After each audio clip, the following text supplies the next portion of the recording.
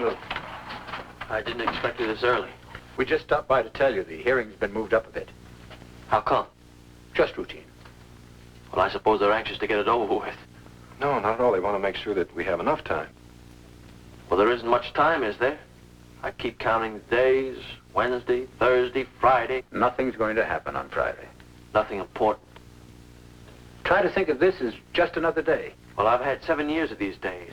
7 years of lawyers telling me not to be frightened. But this time... Look, there are a few things I'd like you to do for me on Friday. We don't have to talk about that now, Luke. Oh, well, please listen to me while I can still control myself. Give this to my wife, and I thought someday you might like to read this if you have the time. We'd like to read it very much. We'll give it back to you next week. I won't be here. Luke, you have a good chance. That's not true, is it? I think so. You think or you hope? Both. Well, you're going to be disappointed in me because I've disappointed everyone all of my life. I'm going to fail you. I'm going to lose. Luke, we just wanted you to know we have every hope the Clemency Board will recommend mercy to the governor. Well, they won't. And you'll feel responsible. When I accepted your case, I accepted that responsibility. Well, I'm responsible. Only me. All of us are now. No, only me.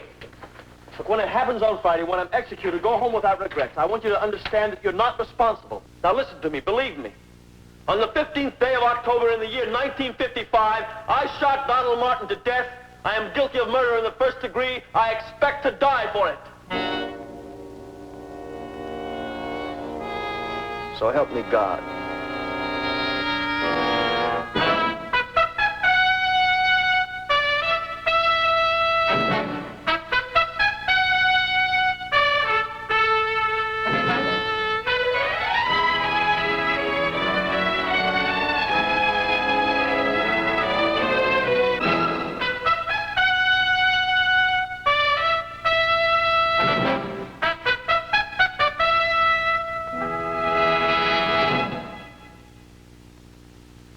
This portion of The Defenders presented by Bristol-Myers, makers of Buffrin, the modern drug for pain, with special ingredients for timely headache pain relief.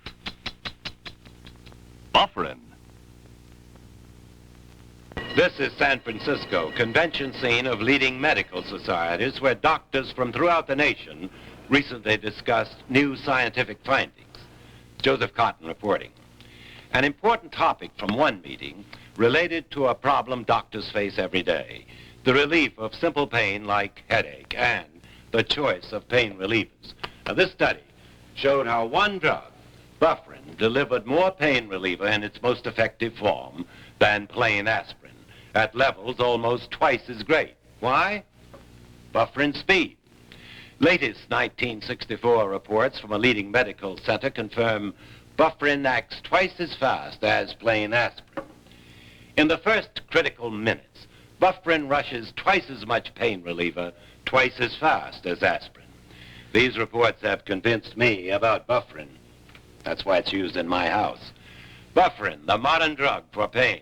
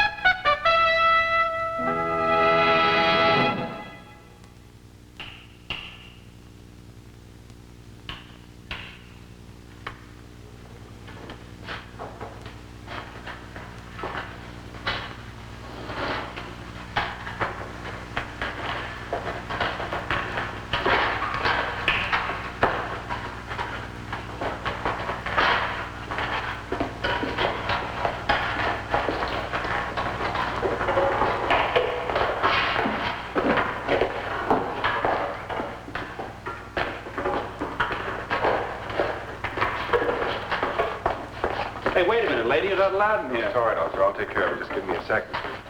Look, they don't allow spectators in here, I'm Mr. not Jackson. a spectator, Mr. Preston. I'm his wife. You see, they try to avoid creating an emotional atmosphere. Your husband's not going to be here. I'll be very quiet. I won't say a word. They won't allow it. Let me put you in a cab and No. take you home. I'll get in touch with you as soon as it's over. No. You're not going to be helping Luke by sitting in here. I haven't been able to help him for a long, long time. The least I can do is be here. Look, I hate the publicity connected with this case. It appears the public wants Luke Jackson to live. We don't administer justice on the basis of public opinion in this state, Mr. Preston. Nor in mine, Mr. Hayes. But I'm amazed at the display of passion. After all, the case is 7 years old. Luke Jackson has good copy. He sells newspapers. Every time he's in court, they dredge up the whole thing. The public is aroused. And my office wastes a great deal of time and effort. Mr. Hayes, I'm sure you don't call due process of law a waste of time.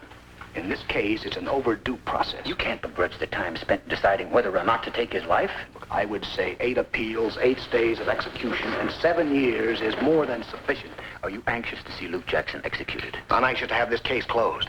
Now tell me, how long have you represented Luke Jackson? Not long. Not long is right. Well, I've been involved for 7 years. The press calls me Hatchet Harry, the blood-loving DA. Books have been written about the terrible injustice I'm perpetrating on poor, innocent Luke Jackson. Mr. Hayes, the Luke Jackson you prosecuted 7 years ago is gone as surely as though you had executed him then. I don't believe you can convince the clemency board of that. I'm going to try. You're going to lose. I hope not. I don't want Luke Jackson's execution on my conscience. Why in God's name do you? Look, I want that Jackson woman out of here before the hearing begins. Out of this room, out of my sight.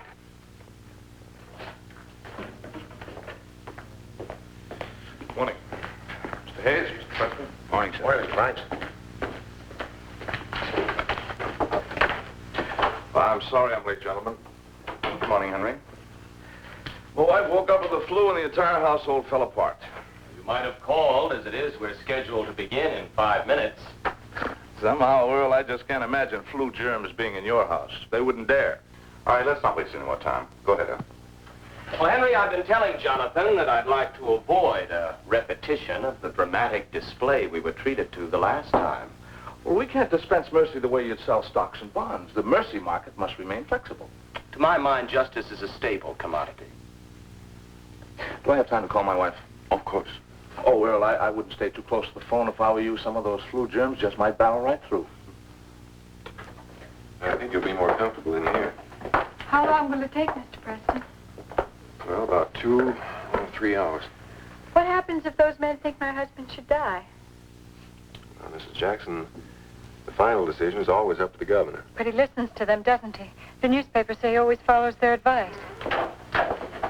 Good morning. Hello, Mr. Bond.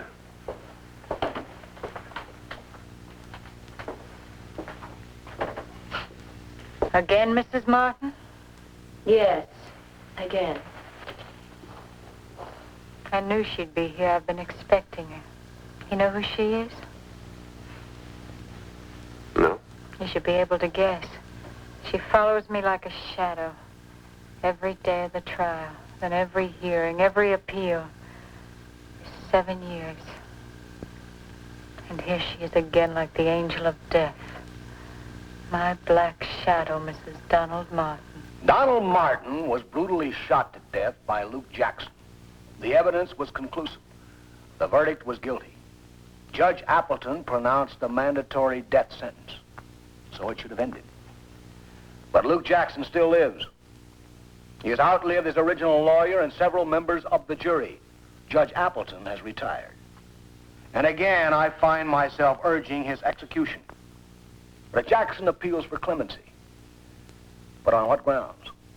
Superior courts have held that the trial was free of error. There wasn't a hint of prejudice. No undue community influences. Jackson's civil and human rights have been zealously protected from the instant of his arrest until this very moment. I repeat, there are no grounds for clemency in this matter. Now, in fairness to the state, and perhaps even in mercy to Jackson, who has lived in torment far too long, we ask the sentence at last be carried out.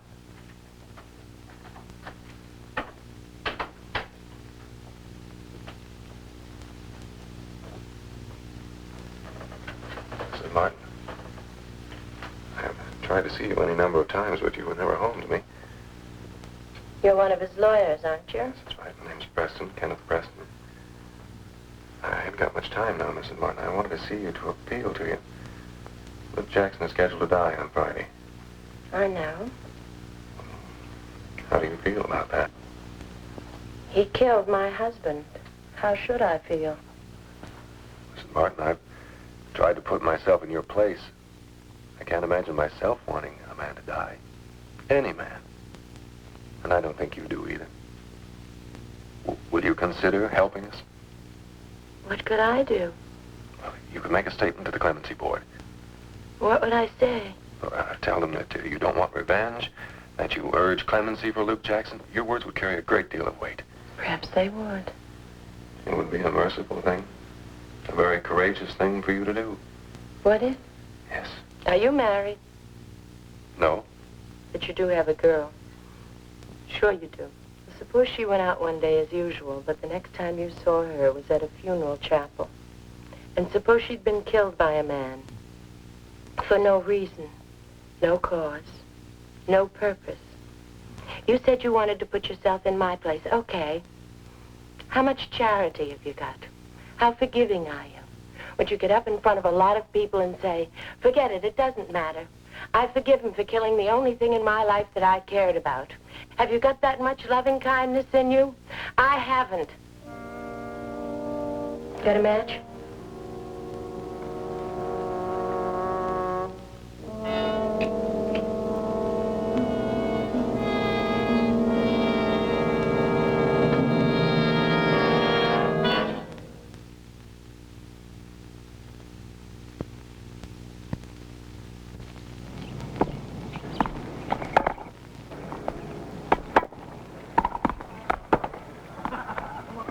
Good game, Jeannie. How about another set? Oh, no, thanks. It's just too hot today. Yeah, it is hot. These cigarettes are tasting pretty hot, too. Huh? Then try one of mine. Cool? I think you'll like them. Your cigarette's not tasting cool enough till you come up to cool. With rich tobacco's pure white filter, extra coolness too. Feel extra coolness in your throat as cool comes through for you. Better? Much better. You'll be smoking cool, cool all the time when you come up to cool. Come all the way up to Cool for the most refreshing coolness you can get in any cigarette. Smoke Cool with the pure white filter. It's a fact that he killed a policeman. Would you recommend mercy if his victim had been an ordinary citizen? No, I simply wish to point out that in this case, unjustified clemency could adversely affect the morale of the entire police department. Well, it's this board's function to determine if clemency is justified. We're not concerned with bolstering the morale of the police department. No further questions. No questions. The district attorney's statement was admirably clear. Mr. Preston. Thank you. Mr. Hayes, would it be inconsistent with your duty to the people of this state to recommend mercy for Luke Jackson? The question of clemency is up to the governor, Mr. Preston. Is your demand for execution automatic? No, I can conceive of circumstances under which I might support a clemency petition. What circumstance? If there were grounds. And you contend there are no grounds for mercy for Luke Jackson? That's right. There were over 8,000 homicides in this country last year, Mr. Hayes. Any one of which could have conceivably merited the death penalty. 8,000! But only 42 persons were executed, and most of those in a handful of states. So much mercy, so much clemency. But you hold that Luke Jackson is exceptional, that he is among the 42 out of the 8,000 who deserve to die? The jury made that decision long ago. Now suppose that after 7 years in prison, with the guidance of an experienced, enlightened prison staff, Luke Jackson had become rehabilitated. Oh, here it comes. Yes, here it comes. Suppose that he no longer is violent, no longer a threat to society. Suppose he is now thoughtful, disciplined, intelligent, and able to contribute to society. Wouldn't you consider this kind of rehabilitation grounds for clemency? I would not. Why not, Mr. Hayes? Because I don't grant that Jackson is rehabilitated. Assume that he is. No difference. Jackson was not sent to prison to be rehabilitated. He's there to await execution, period. Now, I don't care if he has learned a trade, or poetry, or basket weaving. It's beside the point. Now, he's in jail pending appeals, and the appeals are exhausted. And sentence should be carried out. As though those 7 years never existed? Precisely. But they do exist. They're a fact. And society has the opportunity to preserve the life of a worthwhile man because of them. Worthwhile. If Jackson's execution stops just one man from killing one other man, it will serve a worthwhile purpose. More worthwhile than if he lived 100 rehabilitated years in some prison cell. I'm going to die this time, Warden. I'm sure of it. Absolutely. I've known many men in your position, Luke. Most of them are pessimistic. Doesn't mean anything. Yes, it does. And when I take that last walk to the chair, I'm going to crack, Warden. No, you're not. I've started having the dreams already. I make a knife. You come to take me, and I grab you, I make you a hostage, and I force my way out of prison. Now, crazy dreams like when I was a kid. My mind's caught in a groove. It keeps trying to look beyond Friday. But there's just nothing there. I think there will be. Luke, everybody here is trying to help you. I'm going to testify. Lawrence Preston told me that even Judge Appleton is going to speak for you. Appleton? That's ironic. The man who sentences me to death is going to plead for my life now? Well, how does he rationalize that? It's ironic, but not inconsistent. He's doing what he considers his duty. And you'll do your duty. You'll walk me those last steps and watch while they give the order. Yes. If I must, I will. I don't want to die, not that way, on cue at a signal, like an animal at the stockyards. I am not an animal. Won't you reconsider? I saw Luke Jackson kill Donald. I can't lie about it. I'm not asking you to lie, merely to support our plea for mercy. You're clutching at straws. My client is drowning. I told you last week that I can't do it. Do you want to see him executed? Have you ever seen an execution? No. I saw a man electrocuted once. And I can't find the words to tell you how awful it was. It made me sick. And nobody who ever saw it would want to see it again. Help my husband. Don't let that happen to him. I'm sorry, Miss Jackson, but there's nothing I can do. You can say you're against killing him. If it was just me, maybe. But I'm a part of something, a part of the police force. And most of us feel that if the people we deal with feel that they can get away with killing a cop, well, you see, don't you? Would you call life imprisonment getting away with it? I don't know. Many people would.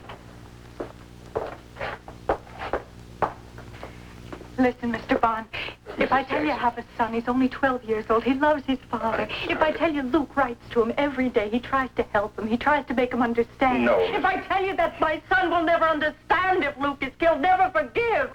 Clemency is another word for mercy. And I might ask whether mercy under any circumstances requires an argument, or if, in fact, it is its own excuse. You gentlemen represent the conscience of the governor. How can I prick your own conscience? By describing the conditions of Luke Jackson's life? By enumerating the number of foster homes he was raised in? By trying to recapture the feelings of aggression and desperation that his unloved, unwashed, unwanted, underfed childhood nurtured in him? Shall I tell you about reform school? Penitentiary with hardened criminals before he was old enough to shave. 4 years of formal education. Work at hard labor before he was 11. Do these things move your conscience? Mr. Preston, do you believe that a difficult childhood entitles a man to a special kind of justice? Perhaps to a special kind of clemency. Is poverty a license to murder? I never said it was. Would you agree that not all slum children turn out to be criminals? Not all persons have the same breaking point. Some men crack in battle, some don't. My client had a childhood without love, education, security. Some men rise above it. He could not. But that is not grounds for clemency, sir. Luke Jackson is the product of his environment. He could no more avoid falling into crime than Newton's apple could avoid the law of gravity. And that is not grounds for clemency. 7 years are in not prison. Grounds for clemency. Mr. Chairman, I appeal to you. Will this board accept rehabilitation as legitimate grounds for clemency? This is not a court, Mr. Preston, and I'm not a judge. I can't make a formal ruling. We will hear the statements, and then we will retire, and each of us will have to grapple with his own conscience. Judge Abbott, how do you do, sir? My name is Preston. Hello, young man. I'm Lawrence Preston's son. Oh, of course. I promised your father I'd try to come. You know, it's difficult for me. Well, we're very grateful you could make it, Judge. Your statement's going to mean a great deal to us. I wonder. These people look familiar. Oh, well, you probably remember them from the first Jackson trial. Refresh my memory. Well, this is Mrs. Jackson, wife of the defendant. Mrs. Martin, wife of the deceased, and Officer Bond, the eyewitness. Oh, yes. Yes, of course. I should have remembered. On the bench before I retired, I remembered names and faces, but no longer. Not names or faces or statutes. We do not grow like a great oak tree. Our limbs do not gradually become gnarled and curled. Indeed, no. We do not assume majestic decay. Everything fails at once, it seems. Memory, sight. And we're left naked to face the final wind. Would you be good enough to tell your father that I'm here? Yes, excuse me. Oh, Mrs. Martin. It's good to see you, madam. Hello, Your Honor. It's nice of you to remember me. Oh, not at all. Not at all. And Officer Bond. Well, how has it been with you? Very well, Your Honor. Good. And, Mrs. Jackson, will you say hello to me? And you say that Luke Jackson received an education in prison? Yes. His level now is approximately second-year college. Tell me what. Is intelligence necessarily related to character? I don't know what you mean. I think you do. A moron can obey the law. And a professor can be a killer. Now, just because Luke Jackson has read philosophy is no sign he's rehabilitated. In my opinion, he is. Now, you regard Luke Jackson as an extraordinary case, don't you? I suppose we do. He is an unusual prisoner. He's talented, inventive, constructive. But some talented, inventive, constructive people do go to jail, don't they? Yes. And some talented, inventive, constructive people do kill, don't they? Yes. And would you say because a murderer is talented, inventive, and constructive, he's above and beyond punishment as provided for by law? I'm saying that on behalf of Luke Jackson. Yes. Oh, now, come on. I'm not suggesting that he be set free. I am pleading that he be allowed the privilege of spending the rest of his life in prison. Now, Ward, I don't know whether you call that beyond... You know exactly I don't know whether you call that beyond Now, the let's law. calm down, gentlemen. I don't. There's no need for us to lose our tempers. Warden, I'd like to know whether your prisoner realizes the enormity of his crime. He has a highly developed notion of morality. Does he admit his guilt? I don't know. You've spent 7 years with the man. We've never talked about it. I see. Well, is he contrite? Penitent? I couldn't say. Has he ever asked after his victim's family? No. Expressed regret? Not in so many words. Has he in any manner attempted to atone for his crime, at least spiritually? For 7 years, he's expected to pay for the crime with his life. Thank you, sir. Mr. Chairman, may we have a few minutes? Very well. We'll take 10 minutes.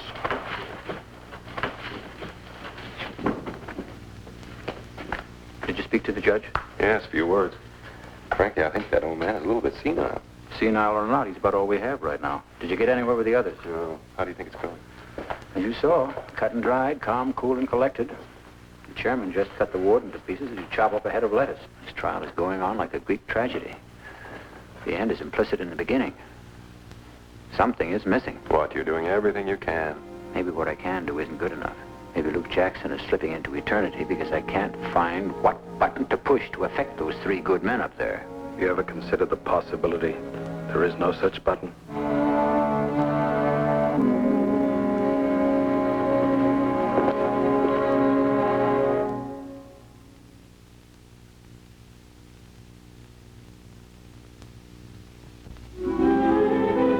How long has it been since your black hair was really black? Gray shows up so plainly in black, says you're older than you are. Hate that gray? Wash it away. Wash years away with Loving Care Hair Color Lotion by Clairol in the new natural black shade. No mixing, no peroxide. Loving Care pours on right out of the bottle, colors only the gray. Washes it away without changing your natural hair color. Used about once a month, keeps gray away and won't rub off, even in the darkest new natural black. So if you hate that gray, wash it away with Loving Care. Looks so fresh and natural. Makes your husband feel younger, too, just to look at you. Not a tint, better than a rinse.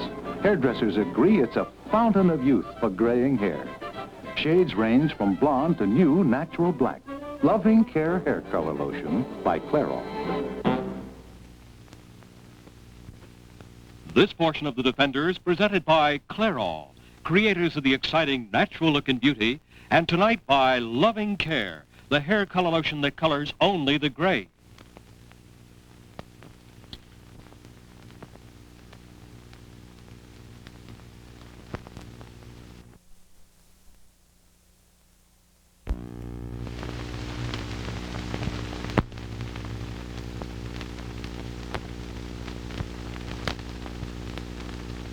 Now look, a man is not a caterpillar. He cannot emerge from an ugly little larva into a beautiful butterfly. The stamp of character is on us early in life, and it doesn't really change. There's always a possibility of change. Life itself has changed. Oh, Henry, your instinct is to grant clemency to everyone. And yours is to withhold it.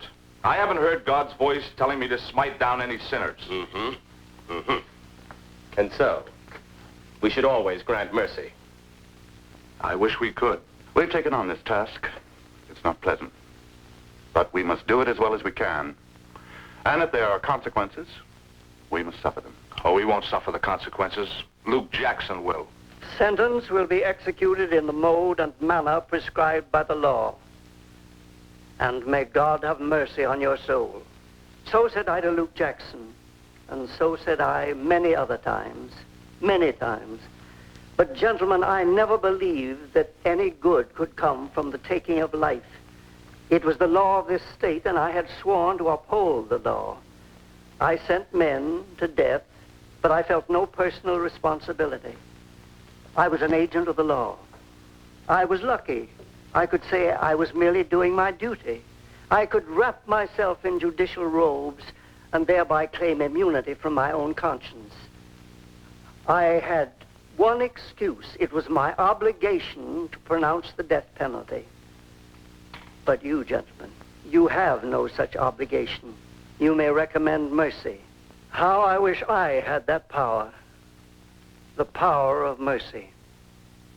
I do not know if this man deserves clemency on legal grounds, but I do know that if you, like me, believe that legal murder is morally wrong, then in granting Luke Jackson mercy, you not only preserve his life, but you ennoble your own. If I've rambled on, forgive me. I must say I'm glad I'm not sitting in judgment among you. There is no more difficult task than the attempt to give perfect justice with our imperfect understanding. Thank you, Judge Appleton. We would be honored to have you remain with us for the duration of the hearing. Thank you, Mr. Sachs. But it's time for me to return home. Thank you, sir. I did my best.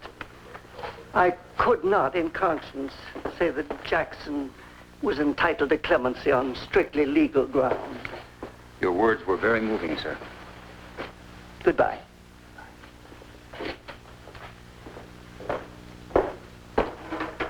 Mr. Chairman, at this time, I'd like the board to hear a statement by Police Officer Jack Bond. The eyewitness to the murder? What could he contribute, Mr. Hayes? An understanding of the nature and magnitude of Luke Jackson's crime. The details of the murder are on the record. There's no need to go over them again, unless the district attorney is anxious to create an emotional effect. I don't think we need hear all the gory details. Nobody disputes the fact that Jackson's guilty. No, on the contrary, I've read the trial record, but I feel it would be most helpful to hear an eyewitness account. Very well. While it is true that this board is not bound by questions of probable guilt or innocence, we are under no compulsion to ignore them. A consideration of the nature of Luke Jackson's crime, must play a part in the governor's decision. We will therefore hear the statement. But, Mr. Chairman... That is our decision, Mr. Preston. Will the clerk please summon Officer Bond?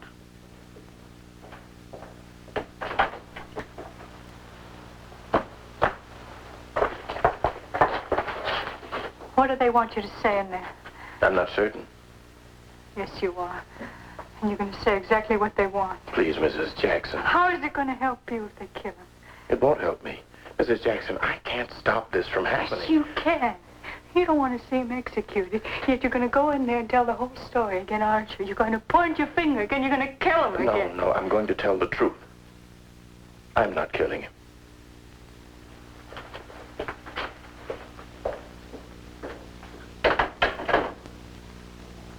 Oh, God. Somebody is... Donald Martin and I were walking the beat together. We were on double duty. It's what they assign in a bad neighborhood, and this was a bad neighborhood. We were passing a parking lot, and we heard this man call for help.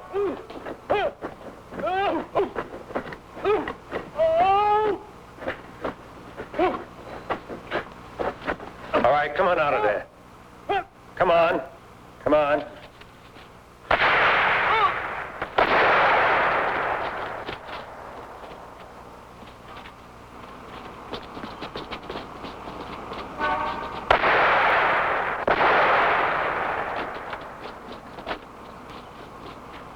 I don't even understand what went on in my mind then.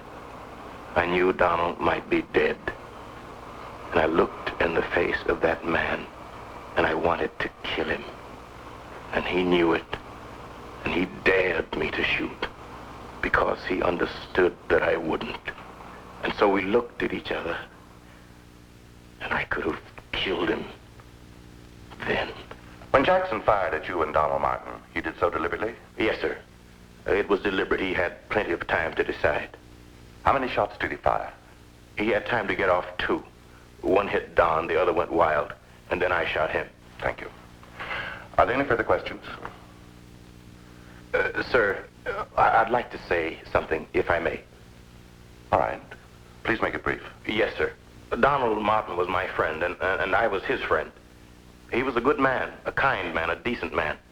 And even now I miss him. The man that killed him behaved like an animal. I don't know why. I don't ask questions.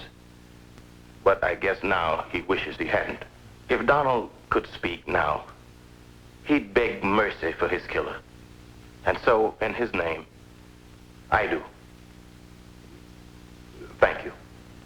You're excused with our thanks, officer. Gentlemen, the hour's late. We'll hear any closing remarks or summary statements. One moment, Mr. Chairman. Yes, Mr. Preston. I respectfully request permission to bring another witness before this board. And who would that be? Luke Jackson. Now, just a minute. Please. Mr. Preston, you're aware it's not our procedure to hear from the convicted man himself. I am. Nevertheless, I petition the board to hear from my client. On what grounds? We have just heard a graphic account of how Luke Jackson behaved 7 years ago. He was characterized more or less as an animal. Animal was just a figure of speech. Rehabilitated is not. It is a fact. We have already had ample testimony on Luke Jackson's alleged rehabilitation. Mr. Chairman, I cannot understand the district attorney's attitude. Are we afraid to face Luke Jackson? Are we squeamish? Ashamed? Embarrassed? I understand murders, Mr. Chairman. Murder, even legal murder, is so ugly to our every civilized instinct that we must be secretive about it. We must hide even the name of the executioner. We must bar the sight of death to all but a few official spectators. I understand why we would not want to see Luke Jackson at the moment of death, but gentlemen, this is not the place of death, but a hall of mercy. And in the hall of mercy, is there not a place for the condemned? Doesn't Luke Jackson belong here? More than anyone else? His voice may be still forever, very soon. Why can't we spare a moment now and hear it? Yes, absolutely. You opened the door when you permitted Bond to testify. It's true. I can't say yes, but in conscience, I can't say no either. There are a number of precedents I can cite. That won't be necessary, Mr. Preston. We will adjourn while you summon your client.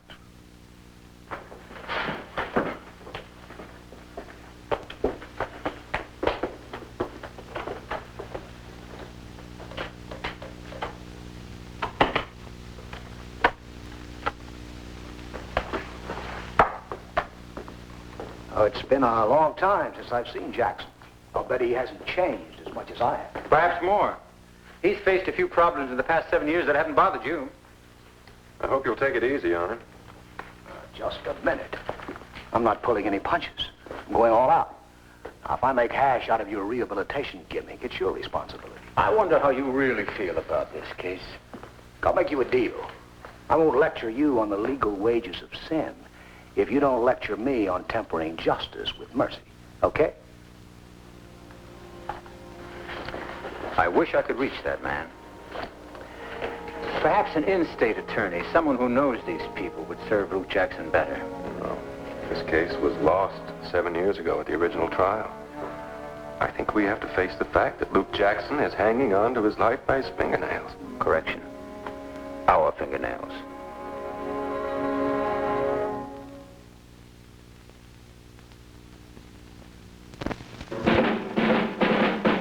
Five, 10, 15, 20, 21 great tobaccos. Make 20 wonderful smokes. Make your pleasure true, pleasure fine, pleasure filter free. Chesterfield, satisfied. Chesterfield, they satisfied. 21 great tobaccos. Make 20 wonderful smokes. If you smoke for pleasure and not just from habit, smoke Chesterfield. 21 great tobaccos are aged mild and blended mild, not filtered mild. More flavor gets home to you in the satisfying goodness of a Chesterfield. 21 great tobaccos make 20 wonderful smokes. Chesterfield, they satisfy. Blended mild, not filtered mild. 21 great tobaccos make 20 wonderful smokes. Regular Chesterfields, how they satisfy. Well, how are we supposed to evaluate whether Jackson has changed or not? We didn't know him 7 years ago. Well, we can certainly judge what kind of a man he is now. How? No matter what he says or how he behaves, he could be acting or lying. Well, the warden says... Now, the warden, he has a vested interest. He talks as though Luke Jackson were his prodigal son returned. Well, I believe we should listen to this rehabilitation plea with an open mind. Why? What are you trying to do here, Jonathan? Rewrite the law? And why not nail a proclamation on the doors to the courtroom? No more capital punishment in this state by order of the Clemency Board. That doesn't follow. Yes, it does. Because if you permit this rehabilitation plea, then nobody can be executed. Nobody, ever. Not a rapist of children, not a kidnapper, not Adolf Eichmann, nobody. Because after all, every man can be rehabilitated. Just turn your killer over to the warden, give him 7 or 10 or 50 years and a barrel of money, and Hitler will turn into Little Eva. Because you see, gentlemen, this cherished rehabilitation principle in effect rewrites the law. You keep talking about laws and principles. It's not our job to engrave eternal truths on the head of a pin. We're supposed to be concerned with mercy for one man, Luke Jackson. No. We're supposed to be concerned with the public good. And killing Jackson will be good for the public. Soldiers die for society. Policemen die for society. Every day people are killed doing their jobs. It's not such a disaster if Luke Jackson dies to deter others from murder and to support our system of law. Every senseless death brutalizes the very society that we are trying to protect.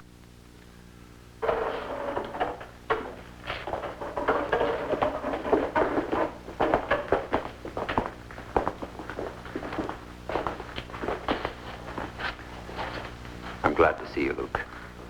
Do you understand why you're here? Yes, sir. Well, there's no need to be nervous. You'll be talking to 3 honorable men who are bending over backwards to be fair to you. Just be yourself. Tell the truth as simply as you can. The important thing is for them to know you and to like you. Well, I'm a rotten candidate for a popularity contest.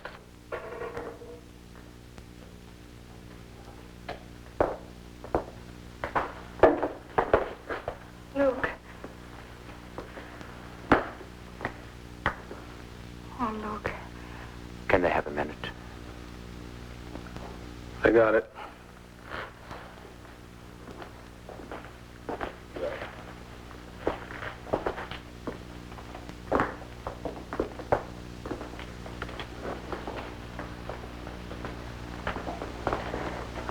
Darling, they're going to let you talk.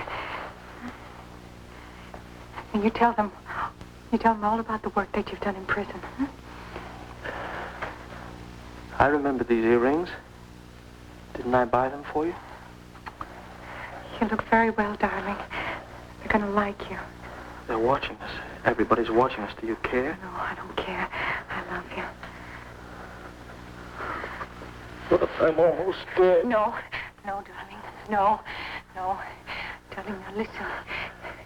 There's always a chance for parole or even a pardon. Do you hear me? Darling, we can hope for that. No, at the best, once a week across wire mesh. That's the very best. All right, darling. I'll take that. I'll take anything. Look, I love you. Do you understand what I'm saying? I love you. Forget me. No, darling. Forget. I promise you never. Goodbye.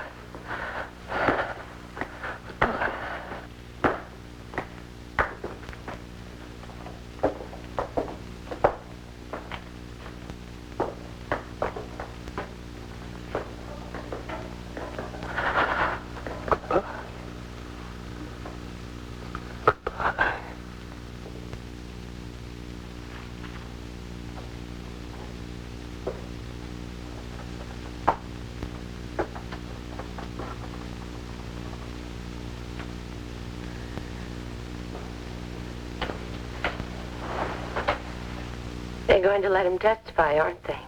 There's a chance he'll get away with it after all. Yes.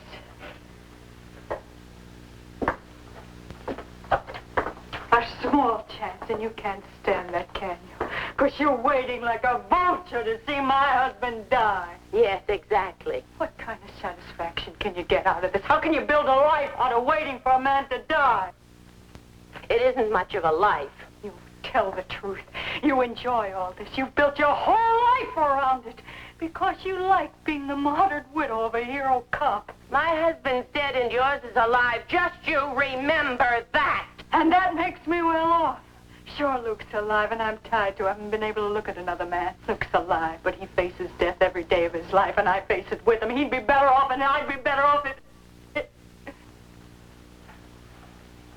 said it. You really said it. You'd be better off if he was dead. Yes. I guess you would. Well, the first few years I worked in the prison kitchen and then the laundry. Well, what sort of work do you do now? Well, I'm assisting Dr. Brady, the staff social worker. Tell us about it. Well, primarily I interview prisoners. We do a case history on each long-term inmate, trying to determine his background and interests, information that can be helpful in working with him over the years. Do many prisoners have this type of work? No, sir. How many? I'm the only one. Well, how do you qualify for this job? Well, I suggested it to the warden. Is it true that you've been writing a book while in prison? Yes, it's based on the interviews. I think we can learn much about criminal behavior by studying the life histories and attitudes of long-term hardcore criminals. Have you finished the book? No, I haven't worked on it much lately. I've had other things on my mind. Mr. Jackson, you've broken the law many times. Yes, sir, many times. What made you turn to crime? I really don't know. Well, you've discussed it with the warden and psychologists and social workers and heaven knows who. You must have gained some insight into yourself. Why did you become a criminal? I don't know. Well, if you don't know, then it's possible you could turn to crime again. I hope not. But it's possible. Well, anything is possible. Is that all you have to say? Some of my friends became working men, professional men, white-collar men. I don't know why, neither do you, sir. I became a criminal. I don't know why, neither do you, sir. Huh. That's clear enough. We've been told that you've become a different man. Can you tell us exactly how you're different? Different? Yes. How you changed? Well, I don't know. It's not for me to say. Perhaps not. Let me put it another way. Do you regret killing Donald Martin? Answer him, Luke. Well, I regret that he's dead. Yes, but do you feel a personal sense of guilt for having killed him? I guess so. You guess so? A man is murdered by you for no reason and you don't know if you feel guilty? Right, I don't know. I'm not certain. Well, Mr. Jackson, perhaps you want us to believe that you didn't kill Donald Martin at all. I never said that. I wish I understood what you did say. Mr. Chairman, may I have permission to ask a few questions at this time? I think what I have in mind will prove helpful. Well, we'll welcome some progress about now. Go ahead, Mr. Preston, for a few minutes anyway. Mr. Jackson, you were asked if you had changed in these 7 years. I think you have. I know you think you have. Now, let me help you explain that. Are you more educated? Yes. More sensitive? Less selfish? Less brutal? I hope so. And you are now anxious to make a contribution to the society you once wanted to destroy? Very anxious. Then you have changed. Well, I don't know. I'm the same man. I have the same potential, the same mind. Are you the same man you were 7 years ago? Yes and no. Me too. Yes and no. You did kill Donald Martin, didn't you? I believe I did. You know you did. Well, I killed someone, a policeman moving at me with a gun. I never knew any Donald Martin. All right. The board wants you to say that you regret taking a life. They want you to feel remorse, do you? I don't see why that's important. I thought you were supposed to be my lawyer. There's no hiding for anybody in this room. We're all bound together now in the possibility of your execution. There's no time for you to be clever or evasive. I want you to tell us. I want to know. How can you evade the responsibility for killing a man? I don't evade it. I've never evaded it. Well, what do you want me to say? What do all of you want me to say? They want you to say you're sorry. Oh, yes. Is that what you want? Well, when I was a kid, I had a foster mother who always wanted me to be sorry. And the reformatory guards wanted me to be sorry. The cops want me to be sorry. The minister wants me to admit that I am sorry. You want me to be sorry. The executioner will want me to be sorry. And I think that when I die and go to hell, the devil will say, Luke Jackson, you better be sorry, boy. You want to live, don't you? Yes. You know that this board wants you to show remorse? Of course. Why don't you, Luke? Why aren't you acting docile and full of contrition? I can't. You must be feeling something. That's what we want to know. How do you feel about this, Luke? You may die on Friday. Are you frightened? Yes. Terrified? Yes. What else? What else do you feel, Luke? You must feel something. What aren't you saying? What is it, Luke? You have to say it. There's no other way. Whatever it is, say it, Luke. You have no choice. They want to know. They have to know how you feel. I feel angry. Now, I've tried to hold it in. I've tried not to say it. They want to know? All right, I'll say it. I'll say it all. 7 years ago, you stuck me in prison. You stuck me in prison for 7 years and taught me all the words. Justice, mercy, happiness, rehabilitation, words. Now you want to know how I've changed. Well, I'll tell you.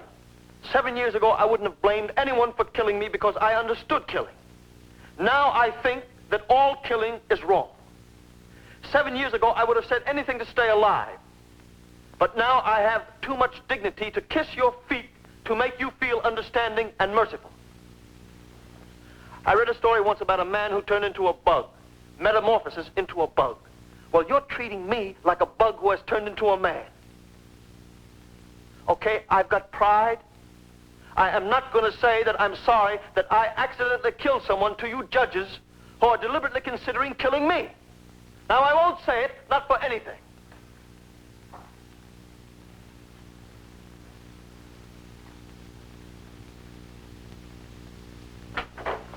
Well, I never heard anything like it. You'd think we were the ones who were on trial. It's just possible, Earl, that we are. Oh, Henry, what are you talking about? I mean, what the he man said sat and in made a judgment. great He deal of isn't sense. contrite. Not contrite at all. Yes. He could have said he was sorry. He didn't lie. He didn't try to take the easy way. Well, I guess we can't take the easy way either. Don't you agree, Jonathan?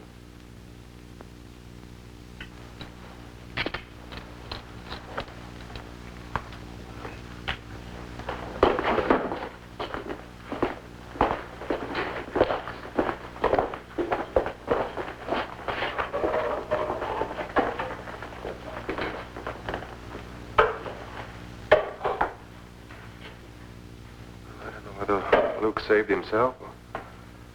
Goaded that clemency board into withholding mercy. Neither do I. What do you think, Mr. Hayes? Who knows? How do you feel about it now? I couldn't feel better.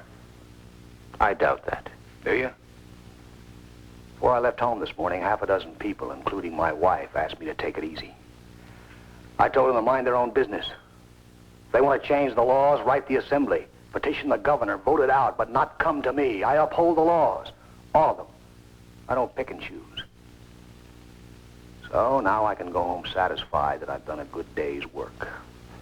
I've earned my big fat salary. I'll take some milk for the ulcer, kiss the kids, and get a good night's sleep. In a pig's eye. Goodbye. I don't think we'll meet again. There still may be an execution on Friday. You wouldn't want to miss that. No, I think I'll miss that. I'm sorry.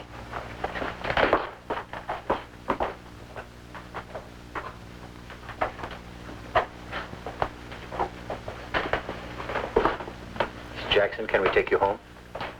I'd be happy to wait with you. No, I want to wait here.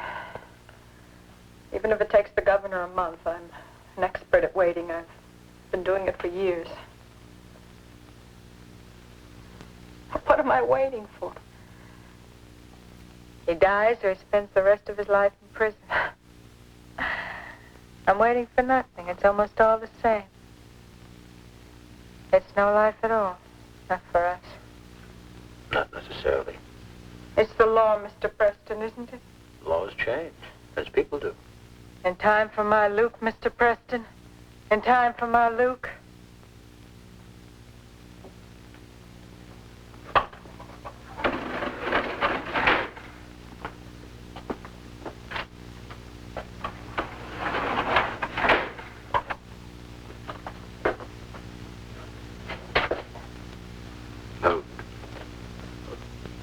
Don't say it to me yet. Let me look at you. All right, now I want to know. Are you smiling because the news is good? Or because it's bad, but you want to convince me that there's still hope? It's good. Good. The governor commuted your sentence to life imprisonment, Luke.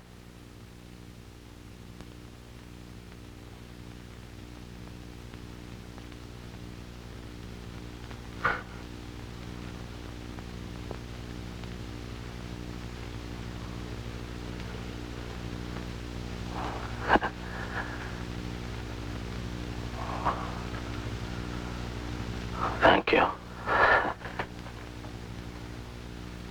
Thank you very much.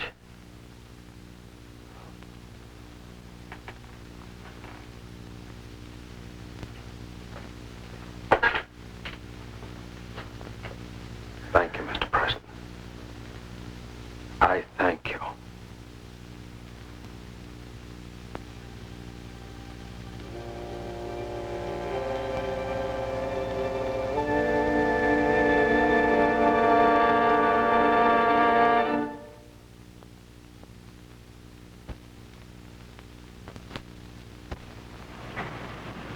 I don't know why we women do it. We know the sun can dry our skin, but we bake in it all summer. Then we wash our sun-dried skin with soap. Soap that can dry our skin even more. Well, here's some advice. Never, but never use soap in the summer. Spend your summers with Dove. Dove never dries the way soap can. Prove it to yourself. Imagine a line down the middle of your face. Wash one side of your face with soap. Wash the other side with Dove. Then rinse. And pat dry. Notice how dry the soap side feels? But the Dove side feels just creamed, even with sun-dried skin. Only Dove is 1/4 cleansing cream. Dove creams your skin while you wash. Never, but never use soap in the summer. Spend this summer with Dove. This is E.G. Marshall.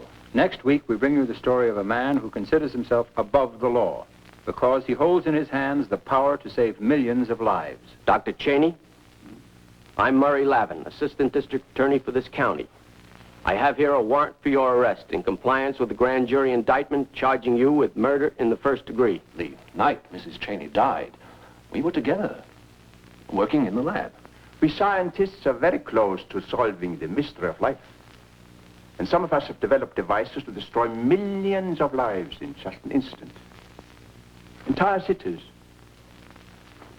Like that. So, murder is a tiny thing in comparison. Must there be a special kind of law for superior men? For the Übermenschen who dedicate their lives to serve society? Our next show is called The Colossus and stars E.G. Marshall, Leo Genn, Joe Mantell, Donald Moffat, and me, Robert Reed.